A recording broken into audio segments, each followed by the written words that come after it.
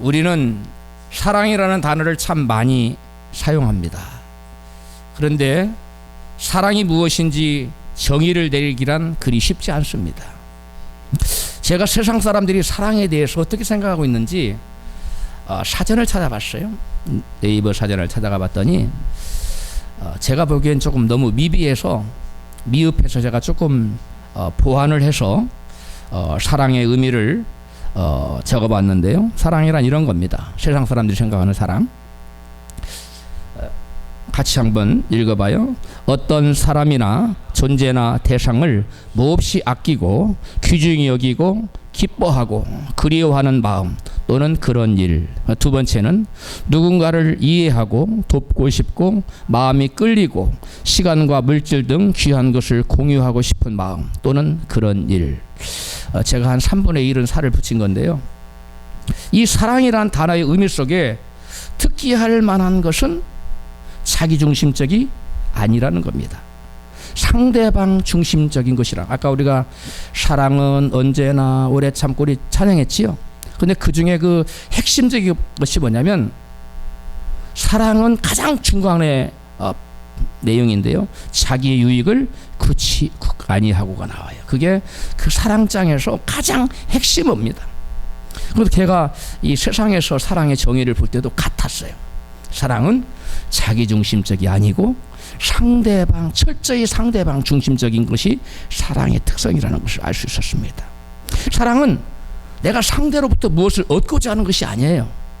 사랑은 내가 누군가로부터 받고자 하는 것이 아니라 내가 가진 것을 남에게 내어주는 것, 가장 소중히 여기는 것을, 가장 값지고 귀한 것을 아낌없이 내어주는 것, 이것을 사랑이라고 성경에서도 말하고 세상 사람들도 말하고 있어요.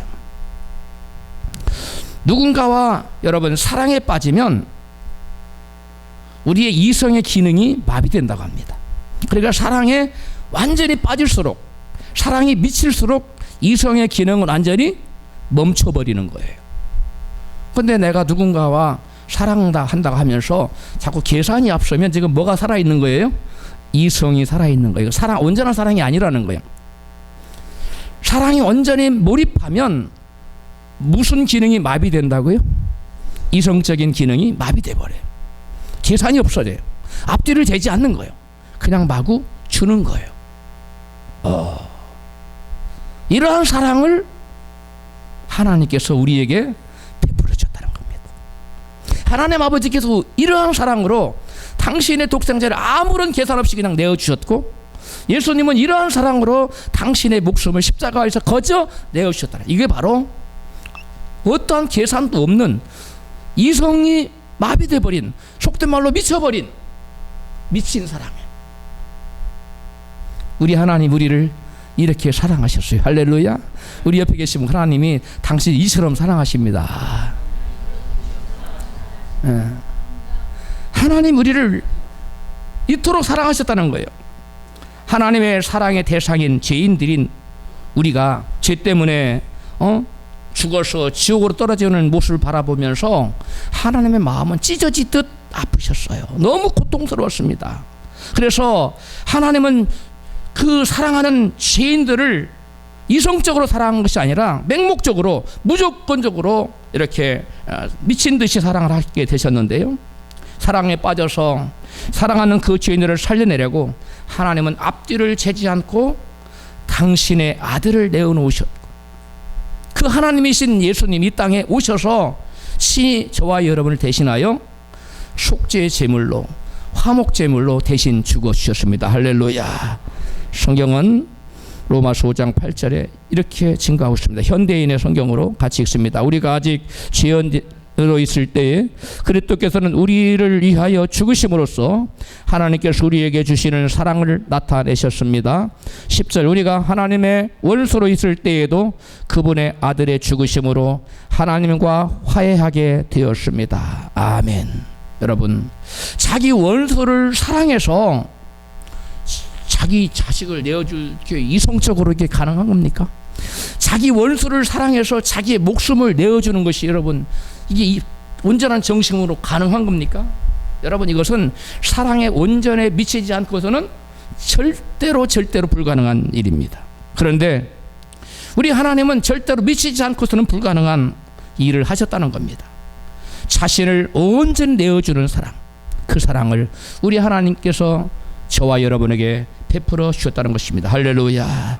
그래서 사도 요한은 하나님의 사랑을 이렇게 증거합니다. 요한일서 4장 10절입니다. 현대인의 성경입니다. 시작. 사랑은 여기 있으니 곧 우리가 하나님을 사랑하는 것이 아니라 하나님께서 우리를 사랑하셔서 당신의 아들을 보내주시고 우리의 죄를 속하여 주시려고 속죄 제물이 되게 해주신 것입니다. 우리가 하나님을 사랑함은 하나님께서 우리를 먼저 사랑하여 주셨기 때문입니다. 아멘. 우리가 하나님을 사랑해야만 되는 이유, 우리가 결코 하나님을 사랑하지 아니하면 안 되는 이유는 누가 하나님이 저와 여러분을 뭐 했기 때문에? 먼저 사랑해 주셨기 때문에. 어떠한 사랑으로?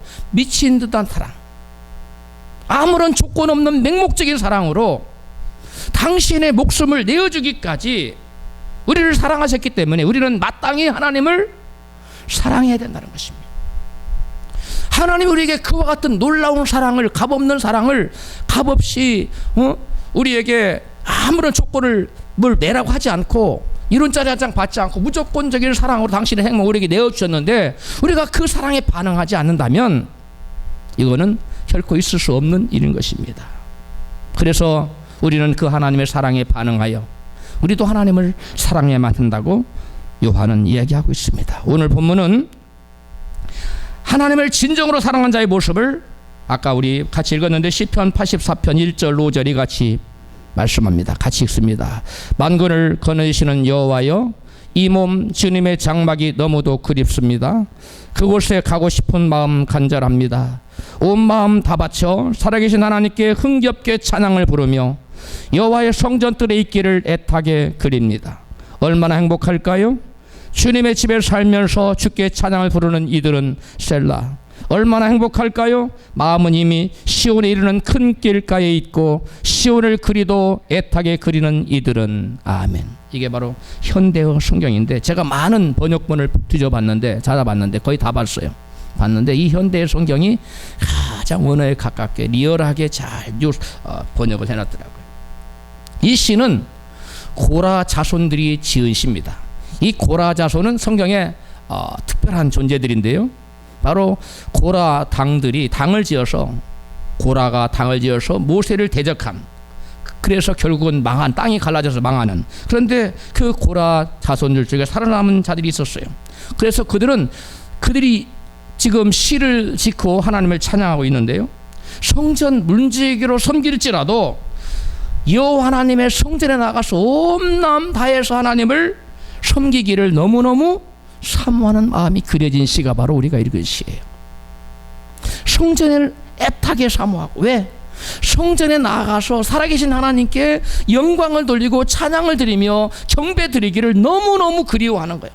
애타게 그리워하는 거예요.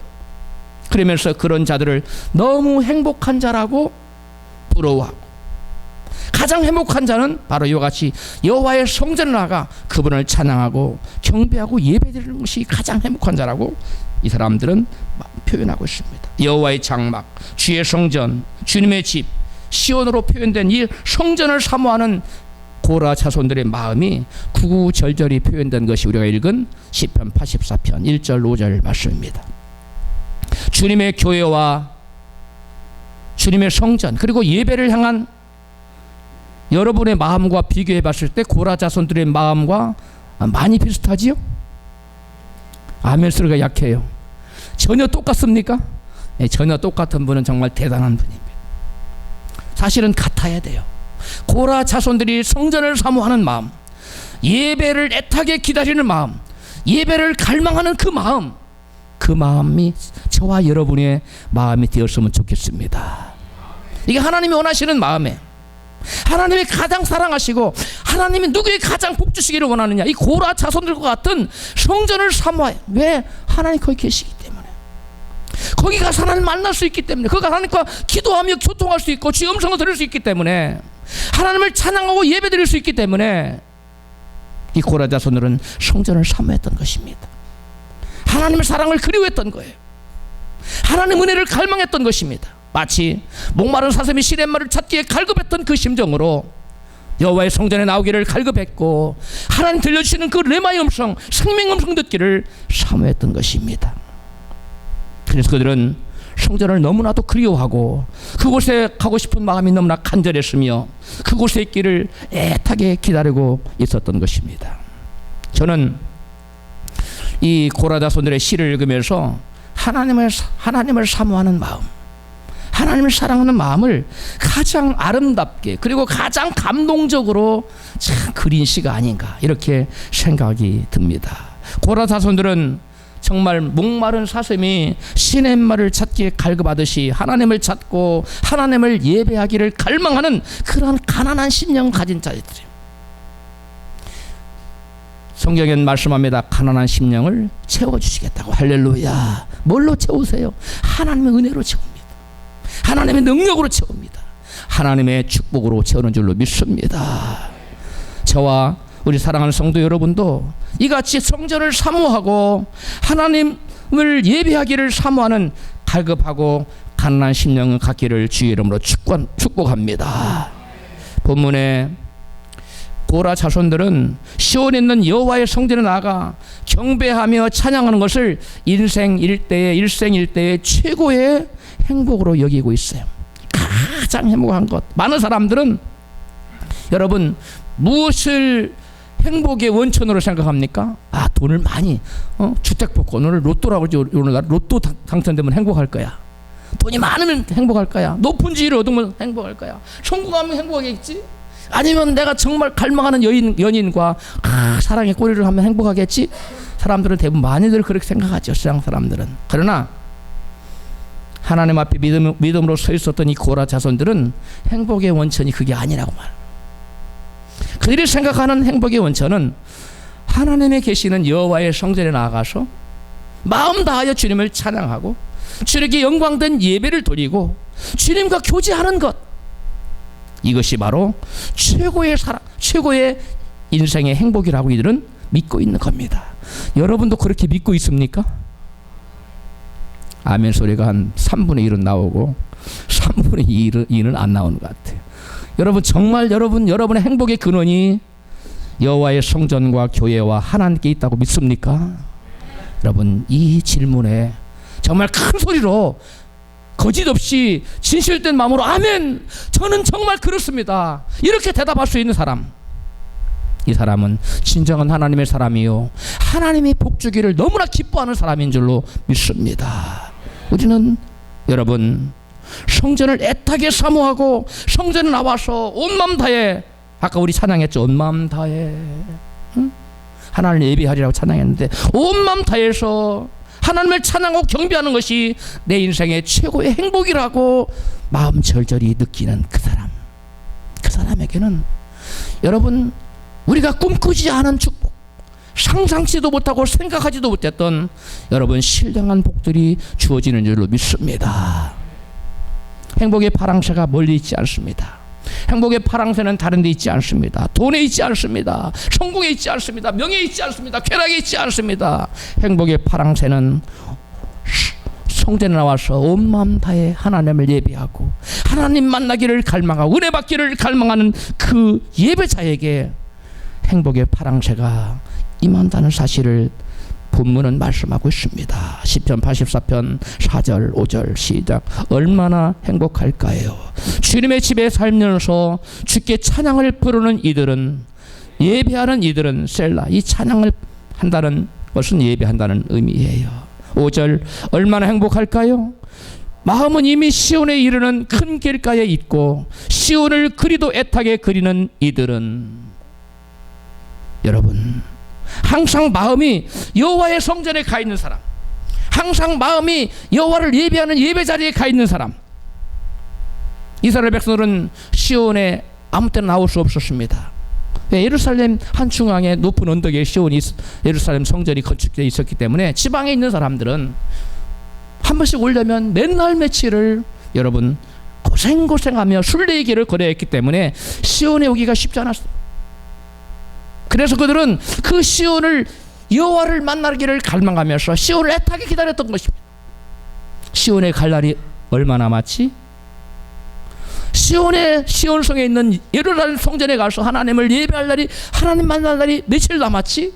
손꼽아 기다리며 애타게 기다리며 하나님과 사랑의 교제를 나누는 것을 그들은 가장 행복으로 여겼던 것이, 예배드리는 순간, 하나님 은혜가 주어지는 그 순간 100만 불의 돈이 주어졌던 것보다도 더 큰 행복으로 여기며 기쁨과 감사로 여기는 이스라엘 민족의, 그중에 특별히 고라 자손들의 시 속에 여호와를 사랑하는 마음, 성전을 사랑하는 마음, 하나님의 예배를 갈망하는 이 마음이 여러분 구구절절히 드러나 있는 것입니다. 이 마음이 여러분, 저와 여러분의 마음이 될 때 우리는 행복을 찾기가 참으로 쉬워지는 것입니다.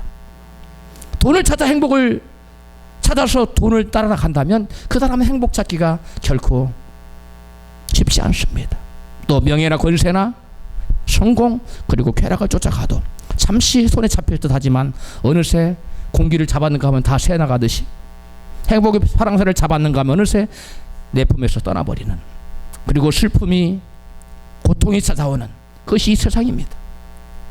바닷물은 갈증난다고 먹으면 갈증이 해소되는 것이 아니라 먹으면 먹을수록 더 큰 갈증을 유발하듯이 세상에 주는 그 무엇인가로 행복을 찾고자 하는 자에게는 마음의 진정한 행복이 주어질 수가 없는 것입니다. 그러나 행복의 근원 되시는, 복의 근원 되시는 주님께 나와서 주님께 마음을 다하고 온 마음 다하여 찬양하고 경배하는 자에게는 진정한 행복이 깃드는 줄로 믿습니다. 그 사람에게 저런 행복의 파랑새가 와서 항상 지지배배 울어주고, 울어주고 아니라 웃어주고, 웃어주는 겁니까? 노래해주고, 예. 표현 하나 찾기가 이렇게 어렵네요. 노래해주고 우리의 마음을 기쁘게 해주는 겁니다. 할렐루야. 이 행복의 파랑새는 여러분, 우리가 땀 흘려 일한다고 오는 것이 아니고, 우리가 노력한다고 임하는 것이 아니라 교회에 나와서 하나님과 동행하며 주님의 음성을 듣고 마음 다하여, 온 마음 다하여 예배할 때 여러분 행복의 파랑새가 주어지는 사실을 믿으시기를 바랍니다. 본문은 성전에 나와서 여호와 하나님을 온 마음 다하여 예배하는 자가 왜 행복할 수밖에 없는지 그 이유를 이같이 증거합니다. 본문 시편 84편 5절입니다. 주님께서 주시는 힘을 얻고 마음이 이미 시온의 순례길에 오른 사람들은 복이 있습니다. 아멘. 여기 보니까 마음이 항상 여호와의 성전에 가 있고 마음이 항상 예배에 가 있는 사람, 그 사람은 여러분 하나님께 이미 뭘 받은 사람이라고요? 복을 받은 사람이라고 말씀하고 있어요. 즉 순례의 길은 어디 가는 길입니까? 하나님 만나러 가는 길입니다. 예배드리러 가는 길이 순례의 길입니다. 순례의 길에 있는 자, 즉 하나님을 예배하러 올라가는 사람들은 이미 하나님께 복을 받은 사람들이기 때문에 행복할 수밖에 없는 것입니다. 여러분, 우리 행복은 하나님께 복을 받아야 옵니다. 할렐루야. 우리의 행복은 다른 데 있는 것이 아니에요. 하나님께 복을 받으면 행복한 겁니다. 세상이 주는 그것이 아니라 주님이 주신 진정한 복을 받으면 우리의 마음은 만족이 있어요. 참된 행복이 있습니다. 참된 기쁨과 평화가 있습니다. 평안이 있습니다. 감격이 있어요. 그게 행복이에요. 그리고 마음이 항상 성전과 예배하는 자리에 있는 사람은 어떤 복을 받게 되는지 본문은 이같이 증거합니다. 6절입니다. 메마른 눈물의 골짜기를 지나갈 때에는 거기에서 샘이 터지고 이른 비에 복을 내려줄 것입니다. 아멘. 여러분, 성전과 예배를 사모하는 사람들에게는 메마른 골짜기에서 뭐가 터진다고요? 샘물이 터져요. 메마른 골짜기, 마실 물이 없어 갈증나는 그곳에 샘물이 터지고, 또 광야에 물이 없어서 농사를 지을 수 없는데, 작물을 재배할 수가 없는데 하늘에서 비가 이른 비가 딱 일찌감치 비가 와서 땅을, 대지를 딱 쪄셔서 농부들이 농사하기 너무 좋은 그러한 토양으로 싹 바꿔주는, 저와 여러분의 삶 속에 이와 같이 목말라 갈증날 때 샘물이 터지고 농사를 지을 수 없는 땅에 하늘에서 비가 내려서 농사를, 작물을 여러분 재배할 수 있는 그러한 여건이 주어진다면 우리의 삶은 얼마나 행복하고 기쁨이 넘치겠습니까? 여러분 심령의 기쁨과 감사가 사라지고 또 뜨거움도 사라지고 슬픔과 원망과 낙심과 같은 메마른 광야가 찾아왔습니까? 광야에 절대적으로 필요한 것은 물입니다. 하늘에서 비가 내려줘야 돼요.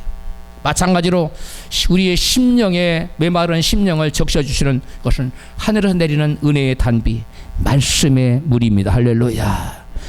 하나님 앞에 나와서 예배드리면서 주의 음성 듣고 말씀의 단비가 저와 여러분 심령에 여러분 흘러 들어가게 되면 우리의 황폐된 마음도 여러분 옥토로 바뀌는 줄로 믿습니다. 또 마음이 메마른 광야와 같을지라도 성전과 예배를 사모하는 자에게는 샘물의 샘이 터져서 심령을 적셔 주시는 것입니다. 뿐만 아니라 성전과 예배를 사모하는 자에게는 광야에 하늘에서 이른 비를 내려주시는 복이 임한다는 것입니다.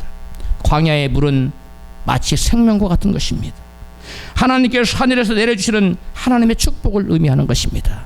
하늘에서 내려주는 이러한 놀라운 은혜의 단비를 말씀의 복을 받으시기를 주 여러분으로 축원합니다. 광야에서 아무리 땀을 갈고 씨를 많이 뿌려놓아도 하늘에서 비가 내리지 아니하면 이건 다 부질없는 짓입니다. 아무런 소용이 없는 것입니다. 광야 세상을 살아가면서도 마찬가지입니다. 우리가 아무리 노력하고 수고하고 피땀 흘려서 일을 한다 할지라도 하늘에서 은혜의 비를 내려주지 않으면 어떠한 결실도 맺을 수 없다는 사실을 믿으시기를 바랍니다. 가정이 그리고 직장과 사업장이 메마른 광야와 같습니까? 기쁨 대신 슬픔을 흘려야 하는 눈물의 골짜기가 같습니까? 살아계신 여호와 하나님이 복 주시려고 기다리시고 계시는 성전을 사모하고 성전에 나와서 여호와 하나님을 예배를 하는 그 예배를 사모하는 자가 되시기를 바랍니다.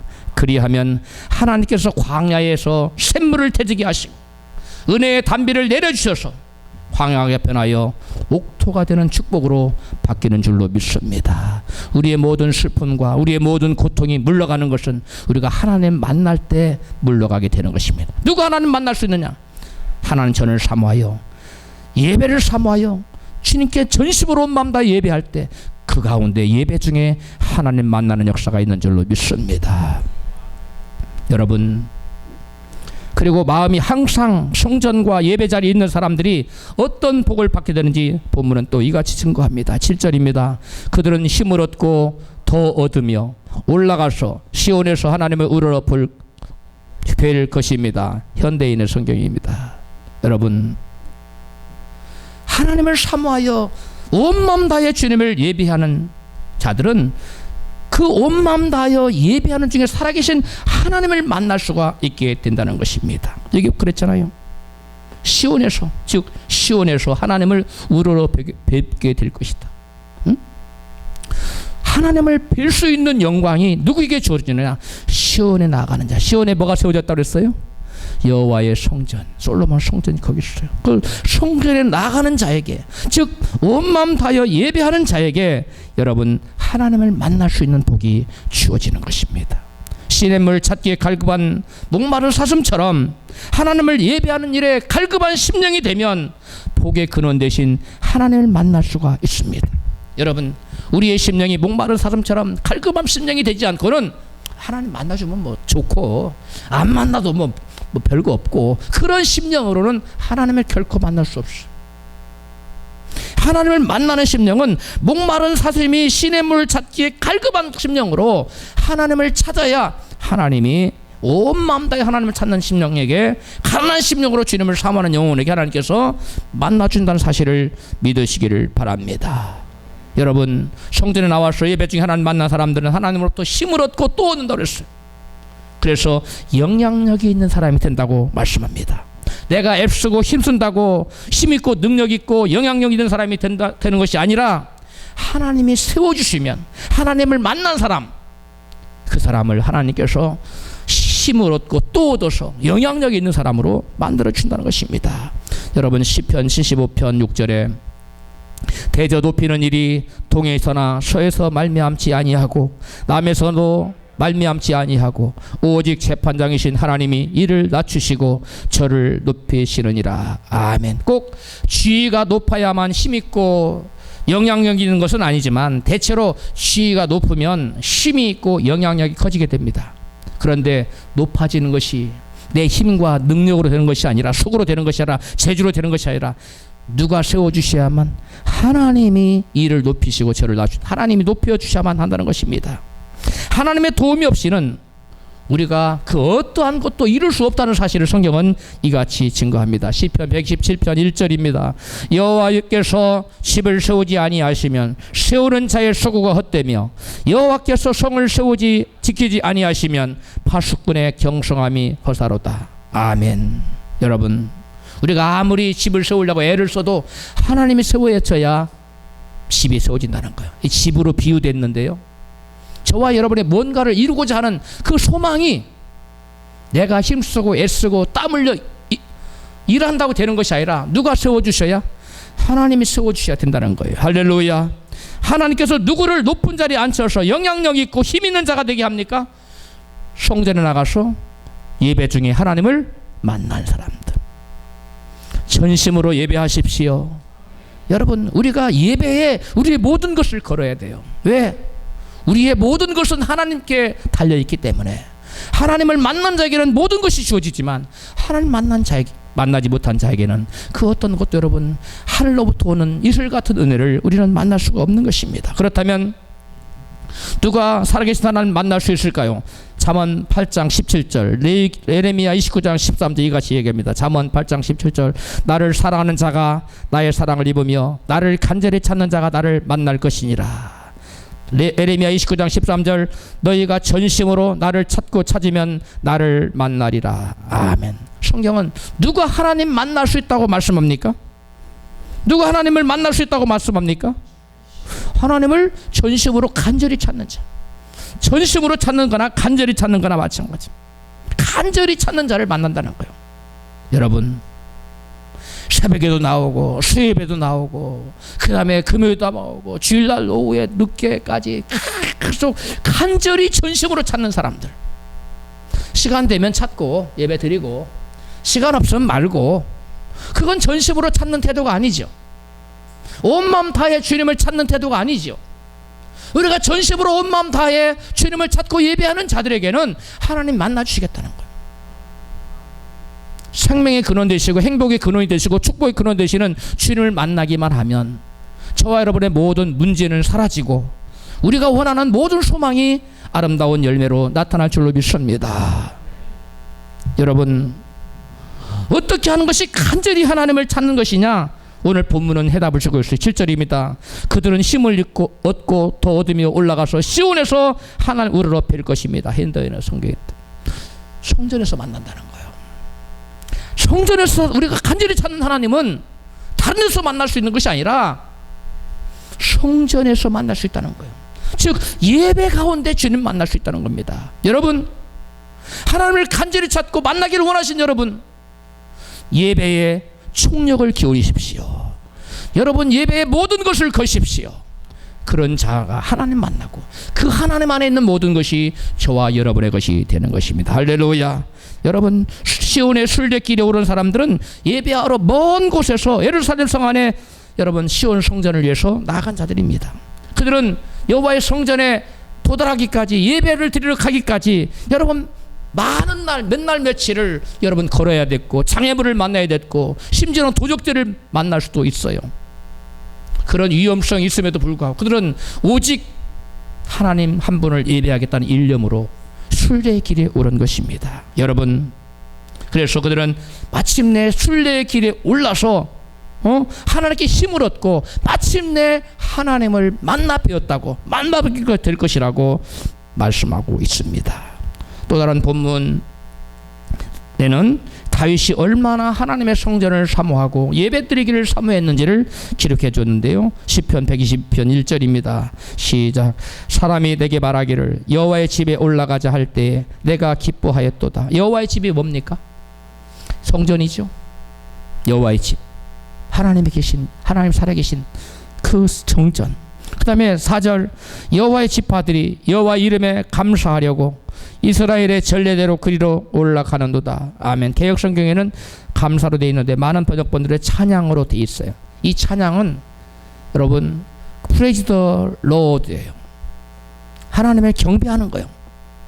다윗은 여호와의 집에 감사하려고 올라갔다고 했는데 감사하려고 올라갈 때 올라가자 할 때 마음이 막 기뻤다고 그랬는데 이 감사다란 말의 원어는 야다더라. 야다인데 감사라는 의미는 주변 세컨더리고 퍼스트 처음 메인 의미는 뭐냐면 찬양과 경배라는 의미예요. 찬양하리다, 경배하다. 그러니까 예배 드리는 걸 말하는 거예요. 응?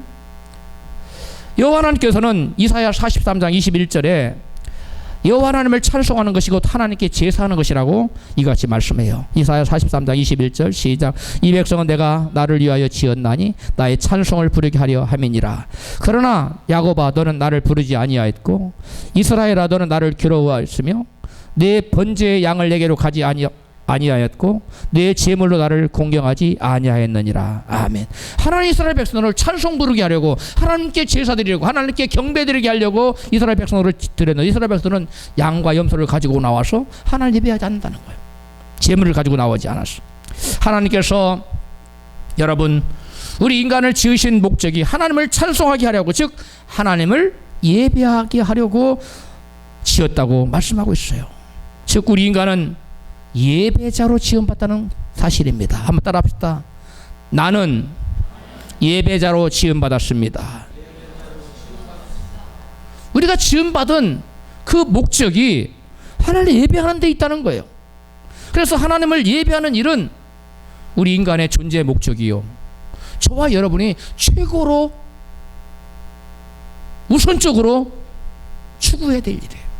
가장 귀한 일이고 가장 의미 있는 것이에요. 사람들은 예배 드리는 것을 최우선으로 대부분의 사람들을 두지 않죠. 예수를 믿는다고 하면서도 예배 드리는 것을 모든 것을 걸지 않는 사람이 적지 않아요. 그러나 여기 있는 여러분들은 예배 드리는 일에 모든 것을 걸고 모든 것은 그 다음 후순위가 돼야 돼요. 예배 드리는 일이 여러분의 최우선순위가 돼야 될 줄로 믿습니다. 왜? 그것이 나의 존재 목적이에요. 존재 이유예요. 내가 살아가는 이유. 내가 사는 이유가 다른 데 있지 않고 하나님 예배하는 데 그 의미가 있는 거예요. 여러분 다른 데서 여러분 인간의 의미를 찾으려고 하면 불행해져요.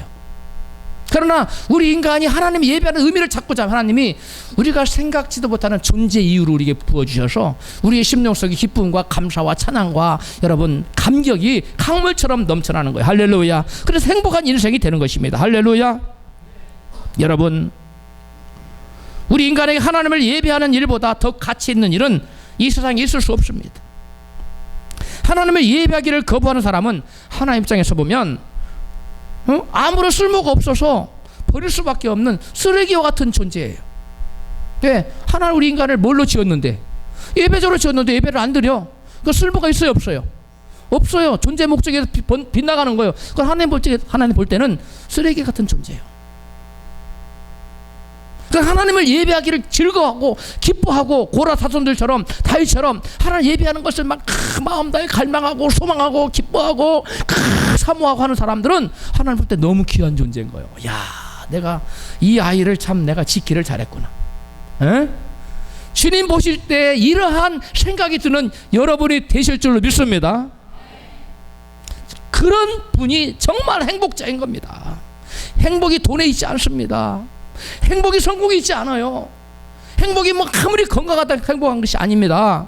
행복은 우리가 하나님을 전심으로 찾을 때 예배에 우리의 온 모든 것을 기울일 때 그런 자에게 하나님은 행복자라고 말씀하고 있어요. 할렐루야.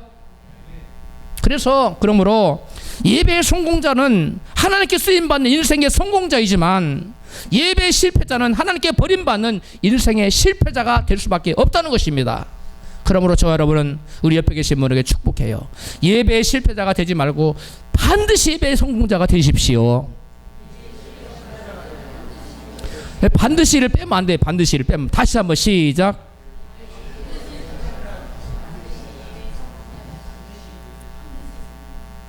또 다른 본문은 성전을 사랑하고 예배를 사모하는 자들이 받게 될 복을 이같이 말씀합니다. 시편 122편 6절 이하입니다. 같이 읽습니다. 예루살렘을 위하여 평안을 구하라. 예루살렘을 사랑하는 자는 형통하리로다. 네 성 안에 있는 평강이 있고 내 궁중에는 형통이 있을지어다. 내가 내 형제와 부모를 위하여 이제 말하리니 내 가운데 평강이 있을지어다. 여호와 우리 하나님의 집을 위하여 내가 내 복을 구하리로다. 아멘. 여기 보니까 우리 성경에는 6절에서는 평안, 7절에서는 평강, 또 8절에서도 평안 왔다 갔다 하는데 원어로는 다 똑같은 단어예요, 이게. 그래서 영어로는 전부 다 피스로 돼 있어요. 피스, 평화라는 의미로 돼 있고, 원어는 다 이게 샬롬입니다. 네, 샬롬. 그러니까 샬롬을 구하라는 거예요. 네? 샬롬을. 예루살렘의 샬롬을 구하라. 예루살렘에 성전이 있는 곳, 성전을 말하는, 성전에 올라가는 노래거든요, 이게. 이 성전의 교회, 하나님의 몸된 교회에 뭘 구하라? 샬롬의 복을 구하라. 샬롬의 축복을 하라는 거예요. 네? 여러분, 하나님께 우리 인간을 지으시고 가장 먼저 주신 것이 뭡니까? 복이에요. 근데 그 복이 뭐냐면 샬롬의 복입니다. 이 샬롬의 복은 하나님과 내가 온전히 연합되어 있을 때, 온전히 하나가 됐을 때 하나님의 안에 있는 모든 것이 내 것이 되는 거예요. 모든 축복의 통로가 열려 있어서 하나님의 모든 것이 내게로 강물처럼 흘러넘치는, 그것이 바로 샬롬의 복인데, 이 복이 여러분 오늘 누구에게 주어지냐면 예루살렘을 사랑하고 또 성전에 올라가서 예배드리를 기뻐하는 자에게 이 여러분 샬롬의 복이 주어진다는 거예요. 할렐루야. 여러분, 우리가 원하는 모든 복이 바로 샬롬의 복인데, 이 샬롬의 복 속에 모든 우리가 원하는 복이 들어가 있어요. 그런데 인간이 범죄하여 하나님과 우리 인간 사이에 샬롬이 깨질 때 하나님으로부터 흘러나오는 모든 축복과 다 통로가, 축복의 통로가 막혀버리고 온갖 저주의 문이 활짝 열리게 되는 것입니다. 이 무서운 얘기 아닙니까? 모든 축복의 통로가 샬롬에 깨지니까 다 막혀버려요. 그리고 모든 저주의 문이 확 열려 있어요.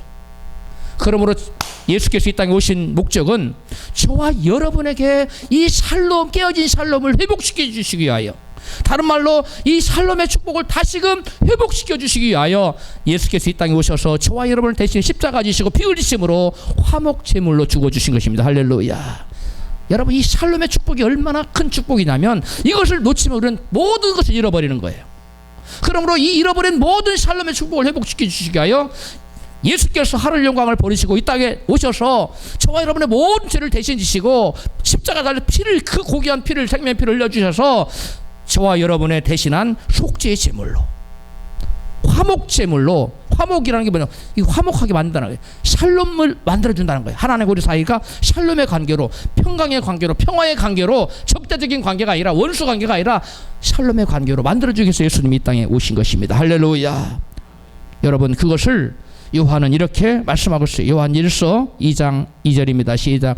예수 그리스도는 우리 죄를 위한 화목 제물이니 우리만 위할 뿐 아니라 온 세상의 죄를 위하심이라. 아멘. 예수께서 뭐라고요? 우리의 화목 제물. 무엇을 위하여? 무엇을 위하여? 우리의 잃어버린 샬롬의 축복을 회복시키기 위하여 화목 제물로 이 땅에 오셔서 우리를 위해서 죽어주셨다는 거예요. 그 예수께서 화목 제물에 우리를 위해 피 흘려 죽으심으로 우리의 모든 죄를 담당하셨다고 바울은 이렇게 로마서 3장 25절에 이야기합니다. 같이 현대어로 읽습니다. 하나님께서는 그리스도 예수를 화목제물로 보내 우리가 지은 죄를 대신하여 벌받게 하심으로써 우리에게 내릴 진노를 멈추셨습니다. 그리스도의 피와 우리의 가진 믿음으로 진노를 거두고 우리를 구원하신 것입니다. 아멘. 여러분, 예수 그리스도께서 이 땅에 오셔서 화목제물로 저와 여러분의 모든 죄를 지고 대속의 제물로 피 흘려 아무리 죽어주셨을지라도 저와 여러분이 그 예수 십자가 보혈의 피를 믿지 않으면 예수님의 모든 피의 공로는 헛되고 맙니다. 그 사람에게 효력이 없어요. 그래서 예수님의 피 흘림과 우리의 믿음이 뭐 할 때, 만날 때 구원의 역사가 나타나고 여러분 샬롬의 축복이 회복되는 줄로 믿습니다. 여러분, 그 우리의 하나님의 그 사랑의 피, 그 대속의 피, 희생의 피와 우리의 믿음이 뭐 할 때, 만날 때, 연합할 때 여러분 화목의 역사가 하나님과 우리가 화목돼요. 화목되고 뭐가 회복됩니까? 샬롬의 축복이 회복됩니다. 근데 샬롬이 축복이 되는데 하나님의 희생과 우리의 믿음이 합쳐질 텐데 우리의 믿음, 이 믿음이 바로 뭐냐는 거예요. 이 믿음이 하나님 우리를 위해서 죽으신 그 하나님의 사랑에 감격하여 반응하는 것, 그것이 바로 예배라는 거예요. 성전을 사모하고 예배자리에 나가서 전심으로 하나님을 예배할 때 아하, 저가 나를 믿는구나. 주일날 1000만 불을 준다 해도 나는 그 1000만 불보다 주님이 더 귀합니다. 그리고 에릭 리들처럼 금메달 100m 올림픽에서 금메달 최고 선수권자인데 따놓은 당상인데 그거 나는 예배하는 날이기 때문에 안 합니다 할 정도로 이게 바로 여러분 주님 믿는 믿음이에요. 그와 같이 나아가면 하나님은 그에게 그것을 그의 믿음으로 보고 화목 제물의 그 효력이 나타나서 샬롬의 축복이 나타난다는 사실을 믿으시기를 바랍니다. 샬롬의 축복이 회복되면 저와 여러분의 죄 때문에 찾아온 온갖 죄의 저주와 여러분 죄의 모든 형벌이 여러분 볶는 녹슬이 다 사라지는 줄로 믿습니다. 여러분 예수께서 오신 목적은 우리 죄를 대신 지시는 화목제물이 되어서 샬롬의 복을 평안의 복을 주시기 위해서 오셨다고 성경은 기록해요. 로마서 14장 27절입니다. 평안을 너희에게 끼치노니 곧 나의 평안을 너희에게 주노라. 평안 너희에게 주노라. 아까 찬양했지? 응? 아까 뭐라고 그랬어요?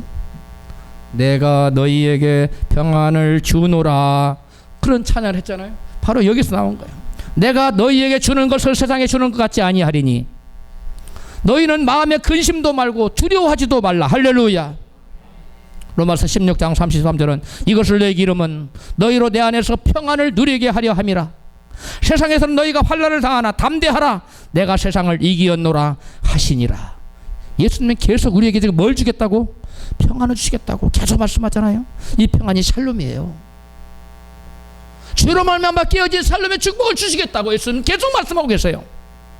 예수께서 우리에게 이것을 주실 수 있는 이유는 예수께서 친히 우리의 죄를 대신 지시고 화목제물로 십자가에 피 흘려 돌아가셨기 때문에 우리에게 이 평안의 복, 샬롬의 복을 주실 수가 있는 것입니다.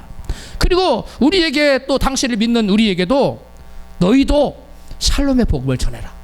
샬롬을 너희도 다른 사람에게 전해주거라. 이렇게 말씀하세요. 누가복음 10장 5절입니다. 시작. 어느 집에 들어가든지 먼저 말하되 이 집이 평안할지어다 하라. 만일 평안을 받을 사람이 거기 있으면 너희 빈 평안이 그에게 머물 것이요 그렇지 않으면 너희에게로 돌아오리라. 아멘. 지금 예수님께서 제자들에게 평안을 주셨는데 샬롬의 축복을 주셨고요. 또 어느 집에 가서 평안을 빌라고 하신 것은 단지 이 가정에 좀 평안해지세요 이런 의미가 아니라는 거예요. 그 뭘 빌었다는 거예요? 하나님과의 샬롬이 회복되면 모든 것이 회복되기 때문에 하나님과의 관계가 회복되는 샬롬의 복을 주님께서 제자들에게 주셨고 그 복을 너희도 다른 사람들에게 전해주라 그 말이에요. 깨달아졌으면 크게 아멘 하십시다.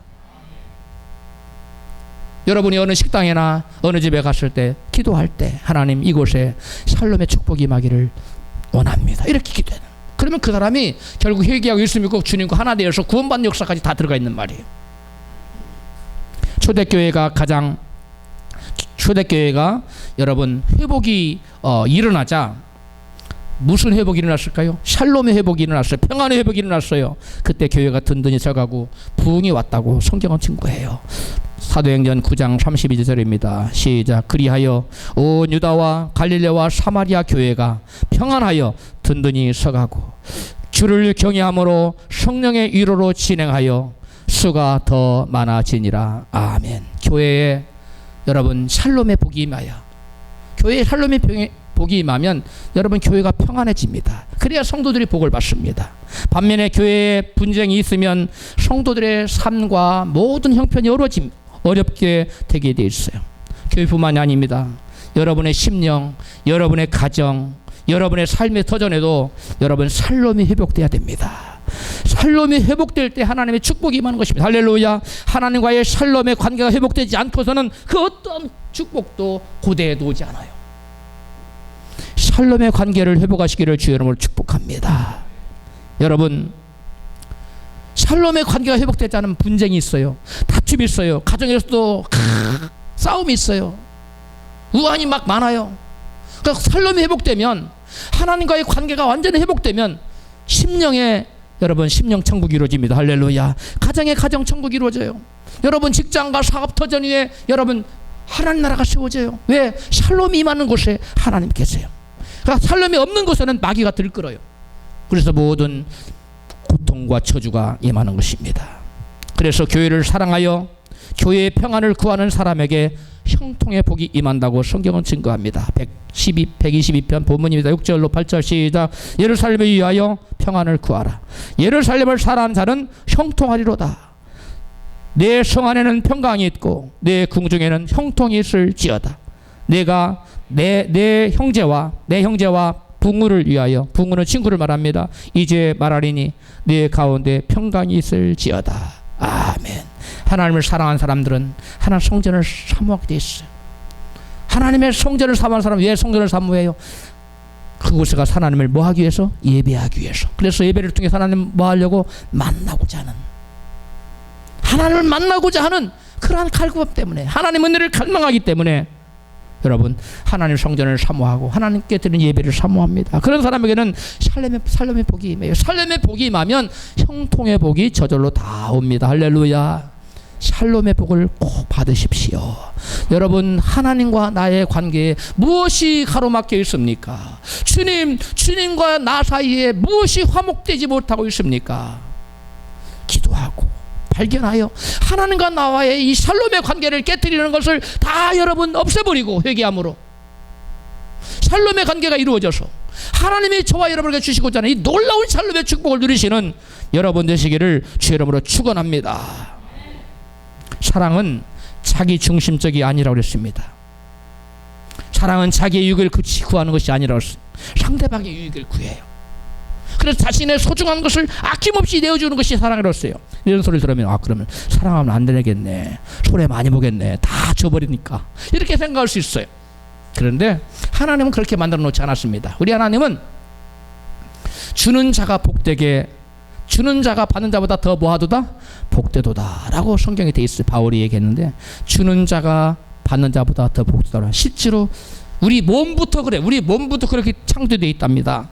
우리 몸부터 우리가 누군가와 여러분 사랑을 빠져서 모든 것을 사람들에게 줘버리면 내가 손해를 보는 것 같지만 실제로는 그 내가 준 것보다 더 엄청난 행복이라는, 형통이라는 축복을 준다는 거예요. 우리가 누군가에게 사랑에 빠지게 되면 우리 몸에서 페닐에틸아민이라는 화학 물질이 마구마구 쏟아진다는 거예요. 쏟아지는 분비가 되는데 도파민, 옥시토신 같은 행복과 쾌감을 일으키는 그 호르몬이 마구마구 쏟아진다고 하는 거예요. 누구에게요? 주는 자에게, 베푸는 자에게. 할렐루야. 여러분 사랑은 받는 게 아니에요. 오늘날 사람들을 보면은 사랑을 너무나 이기적으로 계산적으로 하고 있어. 사랑은 계산이 없는 거예요. 계산 없는 거예요. 앞뒤 재지 않는 겁니다. 그냥 무조건 주는 겁니다. 베푸는 겁니다. 우리 하나님이 그랬듯이 우리가 아까 우리 찬양했지요?